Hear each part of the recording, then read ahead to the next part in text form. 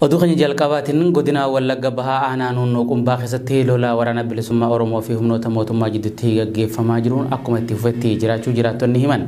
Akka jiraattonni himanitti torbii kana keessa yeroo garagaraatti aanaan qumbaa keessatti lolli waraana bilisummaa Oromoo fi loltoota mootummaa jidduutti gaggeeffamaa ture. Haaluma kanaan guyyaa dheengaddaa fulbana 7 bara 2020 takka aanaan qumbaa naannawaa Adaree Jaamutti lola gaggeeffamee loltoota mootummaa irraa miidhaan guddaan dhaqqabee jiraachuun himamee jira. Lola dheengaddaa saniin humnoonni mootummaa 13 ajjeefamuu fi 16 madaa'uu namni dubbifne kun himee jira.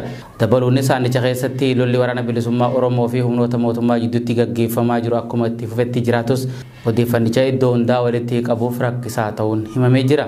Waraanni mootummaa kanneen lolicha irraa lubbuun hafan wayita gara magaalaa deebi'anitti namoota nagayaa argan ajjeesuu fi reebicha hamaa irratti raawwachuun kana malees manneen qotee bultoota ibiddaan barbadeessuun waan baratamaa dhufee jira namni Wallagga bahaa aanaan qumbaarraa dubbifne kun.